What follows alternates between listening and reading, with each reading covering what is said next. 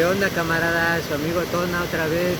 Voy a seguir hablando sobre lo que estaba hablando en el video anterior sobre sistemas de seguridad, pero esta vez van del cielo hacia uno mismo.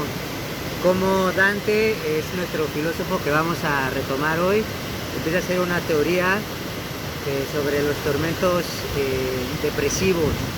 Así que para empezar, pues nos sentíamos seguros hacia arriba, pero existían riesgos, ¿no? Primero porque uno no está seguro de sí mismo, se tiene que entregar y dejarse sostener por un Dios que no comprendemos y que no podemos acceder. Así que el problema de esa inmunidad es que le tenemos que otorgar la absoluta confianza y no podemos entender su alcance infinito. Entonces, por eso esos sistemas exigían demasiado, ¿no? Para asegurarnos. Estos sistemas eran exigentes y pues la religión no podía dar las respuestas que necesitábamos. Entonces, eso significa que hay riesgos, ¿no? Puede haber desgracias y horrores, ya que crece el miedo a no cumplir con esas exigencias. Hay represalias y bueno, la Edad Media habla sobre esos temores que es el infierno, ¿no? Como los mal asegurados tienen que cubrir o no cubrir esas exigencias y cómo esa teoría que Dante propuso con el infierno pues hacen más entendibles cómo las penitencias o cómo las culpas se fueron haciendo cada vez más reales, digamos. Entonces, Dante fue el primero que hizo una teoría del tormento depresivo, de estrechez y opresión, ahorita lo voy a explicar mejor, y de un círculo vicioso existencial.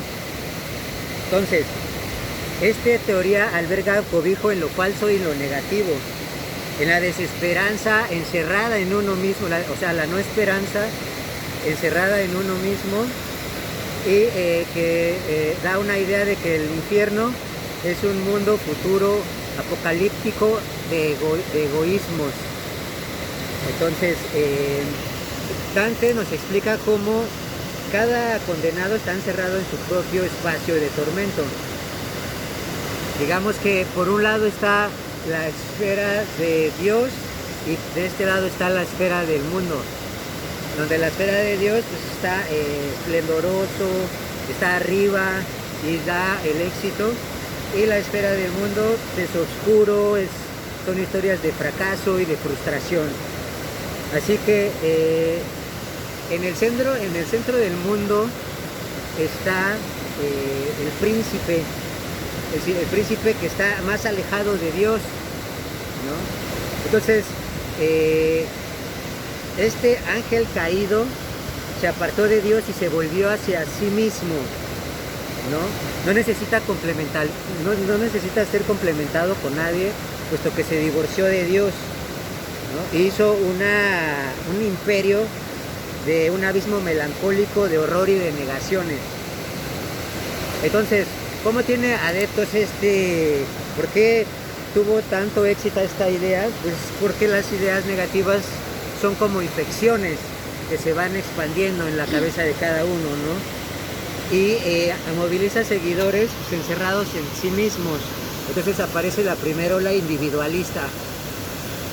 Es interesante porque los condenados pues están encerrados en sus propios tormentos, ¿no? Vemos cómo las historias de Dante y del infierno pues están casi su cuerpo es su propio tormento.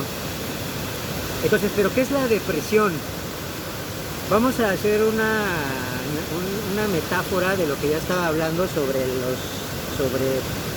el útero y cómo nos envuelve cuando vamos a nacer y buscamos esos mismos cobijos, esos mismos protecciones, salvaciones en otras formas, ¿no? Y los buscamos cada vez en formas más perfectas, en esferas ampliadas, digamos, son espacios de relación en donde buscamos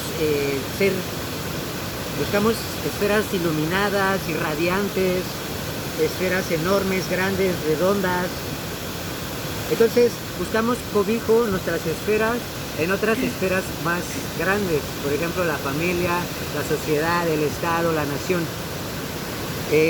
Lo positivo, cuando una esfera irradiante tiene, lo encuentra fácil cuando está dentro de un círculo de lo bueno, porque lo bueno siempre lleva a lo bueno. Entonces los círculos de suerte y felicidad están trazados con amplitud, no tienen límite de expansión.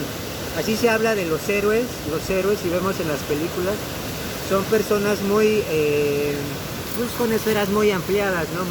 muy expandidas, en donde su movimiento exitoso son personas, representan a personas hábiles, experimentadas, personas de mundo y completas, ¿no? Y todo lo contrario, el depresivo, son esferas que se contraen, son esferas que no se expanden, se encierran en una cárcel individual, aislada, en donde el deprimido pues está condenado a la pobreza de mundo, está condenado a no conocer el mundo más allá de sí mismo. El viaje y el horizonte se cierran, no hay camino ni método para andarlo, pues no se persigue nada, no se aprende nada y no llega a ningún lado. Entonces son personas que ellas mismas se entienden como banales. Nada propio sale o vale la pena decir, y ninguna de sus experiencias merecería convertirse en tema de conversación, ¿no? Entonces la depresión significa la pérdida de los espacios de relación, se contrae, se cierran, ¿no? Entonces no salir en lo abierto, hay una pérdida de la capacidad positiva de transferir ideas, de transferir ánimos, de transferir inspiraciones, afectos, todo eso, ¿no? Entonces colapsa ese espacio y el sujeto se vuelve prisionero de sí mismo, ¿no? Entonces aparece ahí la historia de la soledad.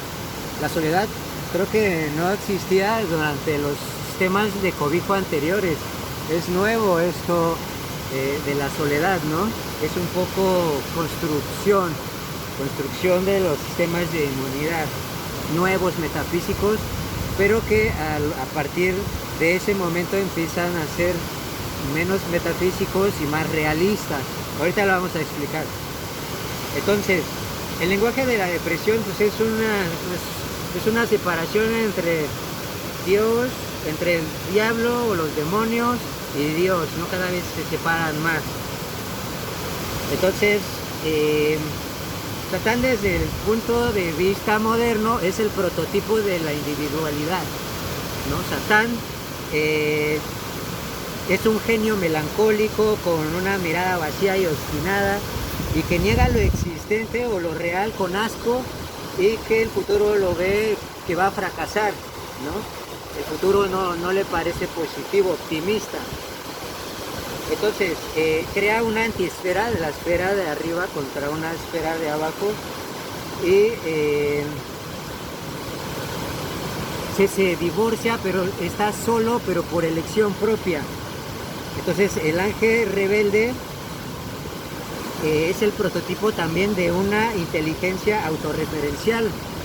El príncipe es también el príncipe de los sistemas inteligentes del egoísmo, del hiperegoísmo. Las empresas y las corporaciones buscan siempre satisfacerse a sí mismos, ¿no? Entonces es digamos, el inicio de una inteligencia autorreferencial.